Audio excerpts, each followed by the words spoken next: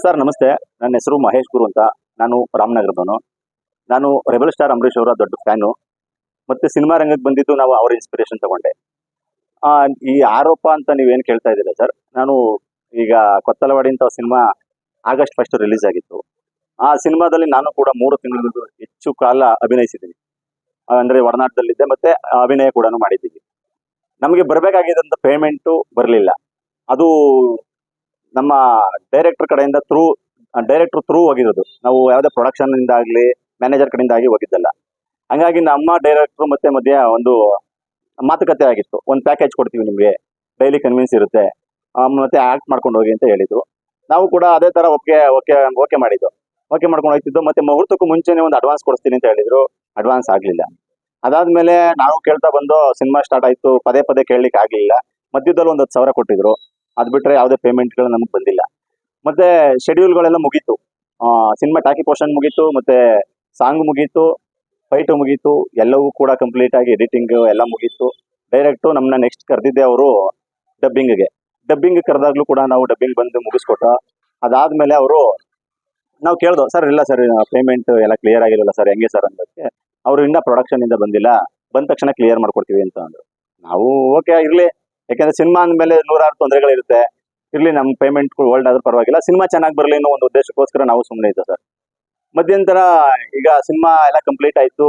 ಮತ್ತೆ press meet ಮಾಡಿದ್ರು madam, ದೊಡ್ಡದಾಗಿ ಪ್ರೆಸ್ ಮೀಟ್ ಮಾಡಿದ್ರು. ನಮ್ಮನ್ನು ಯಾವುದಕ್ಕೂ ಕೂಡ ಇನ್ವೈಟ್ ಮಾಡಲಿಲ್ಲ. ಟೀಸರ್ ಮಾಡಿದ್ರು, ಅದಕ್ಕೂ ಕರೆಯಲಿಲ್ಲ. ಟ್ರೈಲರ್ ಲಾಂಚ್ ಮಾಡಿದ್ರು, ಅದಕ್ಕೂ ಕರೆಯಲಿಲ್ಲ. ಸಿನಿಮಾ ರಿಲೀಸ್ ಕೂಡ ಮಾಡಿದ್ರು ಜೋರಾಗೆ, ನಮ್ಮನ್ನ ಇನ್ವೈಟ್ ಮಾಡಲೇ ಇಲ್ಲ. ನಾವು ಕಾಲ್ ಮಾಡಿದ್ರು, ಅವರು ಕಾಲ್ ಪಿಕ್ ಮಾಡಲಿಲ್ಲ. ಯಾರು ನಮ್ಮ ನಿರ್ದೇಶಕರಾದಂತ ಶ್ರೀರಾಜ್ ಅವರು ಕಾಲ್ ಪಿಕ್ ಮಾಡಲಿಲ್ಲ. ಮತ್ತೆ ನಾವು ಕೂಡ ಸಿನಿಮಾ ಬಿಸಿಲಿ ಇರ್ತಾರೆ ಅಂದ್ಬಿಟ್ಟು ನಾವು ಸುಮ್ಮನೆ ಆದ್ವು.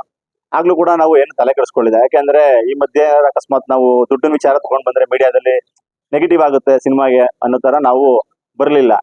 ಅದಾದ್ಮೇಲೆ ಈಗ ಸಿನಿಮಾ ಥಿಯೇಟರ್ ನಿಂದ OTT ಬಂತು. ಈಗ ಕೇಳಿದ್ರೆ ಏನಂತಿದ್ದಾರೆ ಅಂದ್ರೆ, ಪೇಮೆಂಟ್ ನ ಕ್ಲಿಯರ್ ಮಾಡಿದೀನಿ ನಾನು ಪೂರ್ತಿ, ನಿಮ್ಗೆ ಯಾವುದೇ ರೀತಿಯ ದುಡ್ಡನ್ನ ಕೊಡ್ಬೇಕಾಗಿಲ್ಲ ಅಂತ ಮಾತುಕತೆ ಆಗಿದೆ ಸರ್. ಎಷ್ಟು ಕೊಟ್ಟಿದ್ರು ಸರ್. ನನಗೆ 25,000 ಪ್ಯಾಕೇಜ್ ಮಾತಾಡಿದ್ರು. ಮತ್ತೆ ಡೈಲಿ 1,000 ಕನ್ವಿನ್ಸ್ ಕೊಡ್ತೀನಿ ಅಂತ ಹೇಳಿದ್ರು ಸರ್. ಎಷ್ಟು ತಿಂಗಳಿಗೆ? ಸರ್ ತಿಂಗಳಿಗೆ ಕಡಿಮೆನೇ ಆಯ್ತು. ಯಾಕಂದ್ರೆ ನಮಗೆ ಸೀರಿಯಲ್ ಅಲ್ಲೇ 2,500 ಇಂದ 3,000 ರೂಪಾಯಿ ಡೈಲಿ ಪೇಮೆಂಟ್ ಇರುತ್ತೆ ಸರ್. ನಾನು ಯಾಕೆಂದ್ರೆ ಇವರ ನಮ್ಮ ಒಡನಾಟ ತುಂಬಾ ವರ್ಷಗಳಿಂದ ಇತ್ತು. ಮತ್ತೆ ಈ ಹಿಂದೆ ಅವರು ಒಂದು ಸಿನಿಮಾ ಮಾಡಿದ್ರು, ಲಾಂಗ್ ಡ್ರೈವ್ ಅಂತ. ಅದರಿಂದ ನಮ್ಗೆ ಒಡನಾಟ ಚೆನ್ನಾಗಿತ್ತು. ಅದಾದ್ಮೇಲೆ ಅದಕ್ಕೋಸ್ಕರನೇ ಡೈರೆಕ್ಟರ್ ನಮ್ಮನ್ನ ಈಸಿಯಾಗಿ ಈ ಸಿನಿಮಾಗೆ ಹಾಕೊಂಡ್ರು ಸರ್. ಪ್ರೊಡಕ್ಷನ್ ಆಗಿದೆ ಸರ್ ಈ ಪ್ರೊಡಕ್ಷನ್ ಬಂದು ನಮ್ಮ ರಾಕಿಂಗ್ ಸ್ಟಾರ್ ಯಶ್ ಇದಾರಲ್ಲ ಸರ್, ಅವ್ರ ತಾಯಿಯವರಾದಂತ ಪುಷ್ಪಾ ಮೇಡಮ್ ಅವ್ರದ್ದು. ಅವ್ರ ಗಮನಕ್ಕೆ ಬಂದಿಲ್ಲ ಸರ್ ಅವ್ರ ಗಮನಕ್ಕೆ ತರೋದಕ್ಕೆ ಅವ್ರು ಯಾವತ್ತೂ ಕೂಡ ಸೆಟ್ ಬಂದಿದ್ದಿಲ್ಲ. ಪೂರ್ತಿ ನಮ್ಮ ನಿರ್ದೇಶಕರೇನಿದ್ದಾರೆ ಶ್ರೀರಾಜ್ ಅವರ ಹ್ಯಾಂಡ್ ಓವರ್ ಅಲ್ಲೇ ನಡೀತಿತ್ತು ಸಿನಿಮಾ ಪೂರ್ತಿ. ನಿಮ್ಗೆ ಯಾರದೇ ಪೇಮೆಂಟ್ ಆಗ್ಬೇಕು ಅಂದ್ರೆ ಅವ್ರ ಥ್ರೂನೇ ಹೋಗ್ಬೇಕಿತ್ತು. ಹಂಗಾಗಿ ಅವ್ರು ಮೇಡಮ್ ಎಲ್ಲೋ ಕೂಡ ಕಾಣಿಸ್ಕೊಳ್ಳಿಲ್ಲ. ಅವ್ರು ಕಾಣಿಸ್ಕೊಂಡಿದ್ದೆ ಪ್ರೆಸ್ ಮೀಟ್ ಮಾಡಿದ್ಮೇಲೆ ಹೊರಗಡೆ ಪ್ರಪಂಚಕ್ಕೆ ಇವರೇ ಪ್ರೊಡ್ಯೂಸರ್ ಈ ಸಿನಿಮಾಗೆ ಅಂತ ಗೊತ್ತಾಯ್ತು.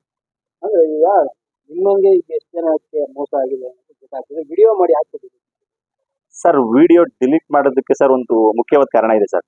ಯಾಕೆಂದ್ರೆ ನಾನು ಈ ವಿಡಿಯೋ ಮಾಡಿದ ಉದ್ದೇಶ ಬಂದು ಪ್ರೊಡ್ಯೂಸರ್ಗೆ ರೀಚ್ ಆಗ್ಲಿ, ನನಗಾಗಿರೋ ಮೋಸ ಅವ್ರಿಗೆ ಗೊತ್ತಾಗ್ಲಿ. ಯಾಕೆಂದ್ರೆ ಪ್ರೊಡಕ್ಷನ್ ನಲ್ಲಿ ಸುಮಾರು ಈ ತರದ ಕೈ ಘಟನೆಗಳು ನಡೀತಿರ್ತವೆ ಸರ್ ಸಿನಿಮಾ ಅಂದಮೇಲೆ. ಯಾಕೆಂದ್ರೆ ಯಾರು ಹೇಳಕ್ ಬರಲ್ಲ. ಮುಂದೆ ನಾವು ಇದೇ ಒಂದು ಚೌಕಟ್ಟಲ್ಲಿ ಇರ್ತೀವಿ, ಸಿನಿಮಾ ಮಾಡ್ತಿರ್ತೀವಿ, ಎಲ್ಲೋದ್ರೂ ನಮ್ನ ಇದೇ ತರ ಗುರುತಿಸ್ತಾರೆ, ಆಪರ್ಚುನಿಟೀಸ್ ಬರಲ್ಲ ಅನ್ನೋದಕ್ಕೋಸ್ಕರ ಓಲಿ ಬಿಡುವಂತ ಸುಮ್ಮನೆ ಆಗ್ಬಿಡ್ತಾರೆ. ಆದ್ರೆ ಯಾಕಂದ್ರೆ ನಾನು ತೀರಾ ಹತ್ತಿರದಲ್ಲಿದ್ದ ನನಗೆ ಈ ತರ ನ್ಯಾಯ ಆದ್ರೆ ಮತ್ತೆ ಬೇರೆಯವ್ರಿಗೆ ಯಾವ ತರ ನ್ಯಾಯ ಆಗ್ಬೋದು, ಆ ಮೋಸನ ನಮ್ಮ ಪ್ರೊಡ್ಯೂಸರ್ಗೆ ರೀಚ್ ಆಗ್ಲಿ ಅನ್ನೋದಕ್ಕೋಸ್ಕರ ನಾನು ವಿಡಿಯೋ ಮಾಡಿದೆ. ಆದ್ರೆ ಸಮಸ್ಯೆ ಏನಾಯ್ತು ಅಂದ್ರೆ, ಆ ವಿಡಿಯೋ ಹಾಕಿದ್ದ ಒಂದೇ ದಿನಕ್ಕೆ ಅದು ನಾನು ಹಾಕಿದ ಉದ್ದೇಶನ ಚೇಂಜ್ ಆಗೋಯ್ತು ಅದು. ಯಾಕೆಂದ್ರೆ ಅದನ್ನ ಬೇರೆ ವೇಲೆ ಅಪ್ರೋಚ್ ಆಗೋಯ್ತು. ಅಂದ್ರೆ ಸಿನಿಮಾ ಆ ವಿಡಿಯೋಗೆ ಬರುವಂತ ಕಮೆಂಟ್ಸ್ ಗಳೇನಾಯ್ತು ಅಂದ್ರೆ, ನಮ್ಮ ಪ್ರೊಡ್ಯೂಸರ್ ಮೇಡಮ್ ಮತ್ತೆ ನಮ್ಮ ಯಶ್ ಸರ್ ಮೇಲೆ ನೆಗೆಟಿವ್ ಇಂಪ್ಯಾಕ್ಟ್ ಬೀರಕ್ ಶುರುವಾಯ್ತು. ಬರೇ ನೆಗೆಟಿವ್ ಬ್ಯಾಡ್ ಕಮೆಂಟ್ಸ್. ನನಗೆ ಬೇಜಾರಾಗೋಯ್ತು. ಎಂತ ತರ ನನಗೆ ಬೇಜಾರಾಗೋಯ್ತು ಸರ್ ಮನ್ಸಿಗೆ.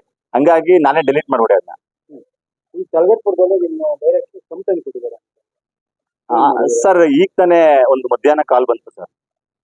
ಕಲ್ಗಟ್ಪುರ ಸ್ಟೇಷನ್ ಇಂದ ಕಾಲ್ ಮಾಡ್ತಾ ಇದೀವಿ, ಇದರ ಶ್ರೀರಾಜ್ ಅನ್ನೋರು ಡೈರೆಕ್ಟರ್ ನಿಮ್ಮ ಮೇಲೆ ಕಂಪ್ಲೇಂಟ್ ಕೊಟ್ಟಿದ್ದಾರೆ ಅಂದ್ರು. ಸರಿ ಸರ್ ಬರ್ತೀನಿ ಆಯ್ತು ಅಂತ ಹೇಳಿದ್ವಿ ಸರ್. ಅಲ್ಲ, ಕಂಪ್ಲೇಂಟ್ ನೀವು ಕೊಡ್ಬೇಕಾಯ್ತು, ನಿಮಗೆ ಪೇಮೆಂಟ್ ಆಗಿಲ್ಲ, ಅವ್ರು ಹೆಂಗ್ ಕೊಟ್ರು? ಅದೇ ಸರ್ ನನಗೂ ಅನ್ನಿಸ್ತಾರೆ. ಅದೇ ಕಂಪ್ಲೇಂಟ್ ನಾನ್ ಅವ್ರ ಮೇಲೆ ಕೊಡ್ಬೇಕು, ಆದ್ರೆ ಅವರೇ ನಮ್ಮ ಮೇಲೆ ಕಂಪ್ಲೇಂಟ್ ಕೊಟ್ಟಿದ್ದಾರೆ. ಹೋಗಿ ಅಲ್ಲಿ ಯಾವ ತರ ಕಂಪ್ಲೇಂಟ್ ಕೊಟ್ಟಿದ್ದಾರೆ ಅನ್ನೋದನ್ನ ನೋಡ್ಬೇಕು ಸರ್. ಅಲ್ಲಿವರೆಗೂ ನನಗೂ ಯಾವುದೇ ರೀತಿ ಮಾಹಿತಿ ಇಲ್ಲ. ನೀವು ಈಗ ಏನ್ ಕೇಳ್ಕೊತೀರಿ ಪುಷ್ಪ ಮೇಡಮ್ ಹತ್ರ ಅಥವಾ ಸರ್ ಈಗ ನಾನು ಪುಷ್ಪಾ ಮೇಡಮ್ ಹತ್ರ ಕೇಳ್ಕೊಳ್ಳೋದು ಒಂದೇ ಸರ್, ಇಲ್ಲಿ ನಡೆದಿರುವಂತ ಆರೋಪ ಏನಿದೆ, ಮೋಸ, ಯಾಕಂದ್ರೆ ನೀವು ಆಗ್ಲೇ ಕೇಳಿದ ಇನ್ನೊಂದು ಆಡಿಯೋ ಕೂಡ ವೈರಲ್ ಆಗಿದೆ ಅಂತ. ನಾನು ನನ್ನ ಬಗ್ಗೆ ಮಾತ್ರ ಹೇಳಕ್ ಇಷ್ಟಪಡ್ತೀನಿ ಸರ್. ಯಾಕಂದ್ರೆ ನನಗೆ ಬರ್ಬೇಕಾಗಿರೋ ಪೇಮೆಂಟ್ ಎಷ್ಟು ನನಗೆ ಬಂದಿಲ್ಲ, ಅದಕ್ಕೋಸ್ಕರ ನಾನು ವಿಡಿಯೋ ಮಾಡಿದೆ. ಪಾಪ ಆ ಹುಡುಗಿನೂ ಕೂಡ, ಯಾಕಂದ್ರೆ ಈಗ ಯಾರಾದ್ರೂ ಒಬ್ರು ಸ್ಟಾರ್ಟ್ ಮಾಡಿದ್ರೆ ಅದು ಇದರ ಅವರೇ ಮಾಡವ್ರೆ ನಾವ್ಯಾಕೆ ಮಾಡಬಾರ್ದು ಅನ್ನೋದೊಂದು ಧೈರ್ಯ ಬಂದು ಮಾಡಿರ್ಬೋದು. ನಂದು ಕ್ಲಿಯರ್ ಆಗ್ಲಿ ಅಂತ ನಾನು ಕೇಳ್ಕೊತೀನಿ ಸರ್. ನನಗಾಗಿರೋ ಮೋಸಕ್ಕೆ ನ್ಯಾಯ, ನಮ್ಗೆ ಆಗಿರೋ ನ್ಯಾಯಕ್ಕೆ ನ್ಯಾಯ ಸಿಗ್ಲಿ ಅನ್ನೋದಕ್ಕೋಸ್ಕರ ನಾನು ವಿಡಿಯೋ ಮಾಡಿದ್ದು. ಇದು ಅವ್ರಿಗೆ ರೀಚ್ ಆಗಿ ನನಗೆ ನ್ಯಾಯ ಕೊಡಿಸಿದ್ರೆ ಸಾಕು ಸರ್. ಗ್ಯಾರಂಟಿ ನ್ಯೂಸ್, ಸುದ್ದಿ ಖಚಿತ, ನ್ಯಾಯ ನಿಶ್ಚಿತ.